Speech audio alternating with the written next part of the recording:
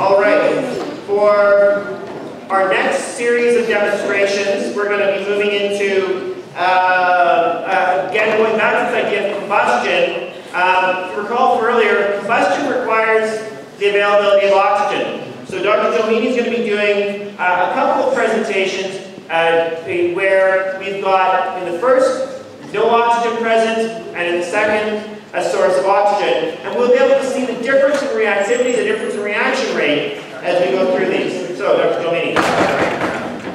Thank you. So what we've got here today, it's called, I guess, the Hindenburg reaction. We've got a balloon that's filled with hydrogen gas. And normally a balloon that's filled with hydrogen gas, if you were to try and ignite it from the inside of this, won't do anything. It needs oxygen. And so when we actually set this one off, we'll open up the balloon, it'll have oxygen around it, and 1 in 5 molecules in the atmosphere is oxygen, and it'll then start reacting. Wherever you see a flame, that's where it's reacting. Now this one could be a little loud, so I think I'm going to protect myself a bit here. We're going to ignite this balloon, and I think you'll see why it's called the Hindenburg reaction. Are you ready here? So we'll get close and cover. Oh, I would move away from there just in case. What? I don't have any hair. Ah, you're right. All right, cover your ears now. All right.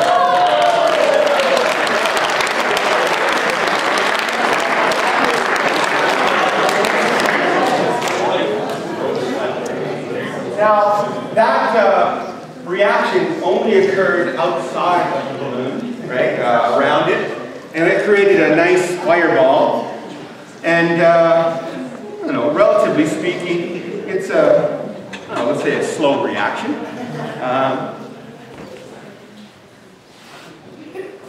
Just keep talking. Okay. In this one here now, we're going to help the hydrogen out. It needs oxygen. Well, about a third of that balloon is oxygen, pure oxygen gas. It will now have a reaction that's going to be instantaneous.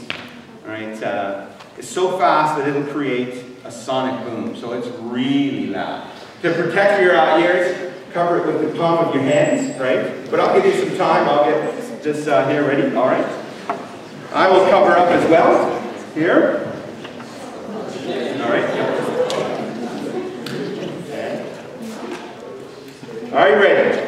You might even feel the shock wave coming. And cover your ears now.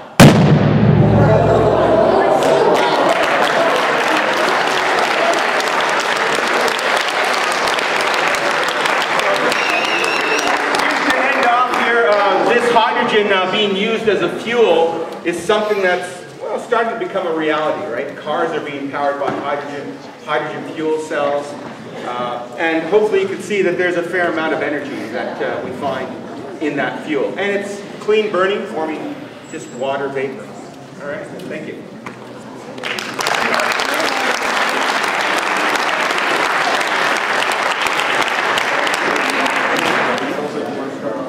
All right. The presentation you just saw was, of course, hydrogen oxygen. There is actually, and has been for the past 25 years, an application of this reaction, not as an explosive, but I haven't done it. But not as an explosive, because it's actually too slow in explosion. But in this case, it's actually going to be used as a rocket propellant. And so if you think about the space shuttle, which of course now has been retired, but the main cylinder that the space shuttle is attached to, inside of there contains 2 huge volumes, one of liquid hydrogen, one of liquid oxygen. And so the space shuttle was propelled into space by this chemical reaction. And quick calculation estimates that what we're going to see here is the amount of chemicals in one simple pop bottle. We're using, on the space shuttle, about 6 million pop bottles per second lifted the space shuttle into space. So we'll see how much energy we've got in one pop bottle. All right. So this is smaller than the balloon, and so we're not expecting as loud of a noise, but it'll still be a little loud. If we opened it this way, of course, the hydrogen gas is lighter than air and it would escape. We're going to open it this way here. We'll drop it inside of our tube. That tube helps us guide the little rocket. Are you ready? We'll give it a little bit of a spark here. Are you set? Yes. In 3, 2, 1, fire.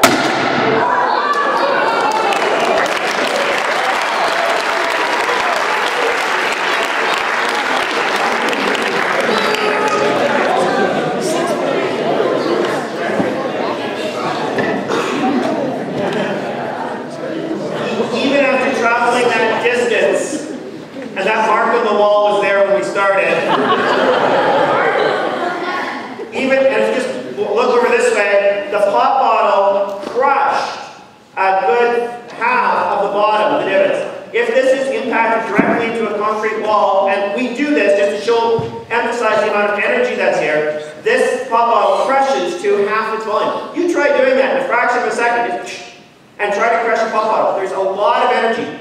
3 drops of what is effectively a low-grade explosive or a rocket propellant has that much energy. It tells you that we've got a lot of energy in chemical reactions that as long as we can extract that energy in a meaningful and useful way, we have a fairly good power source.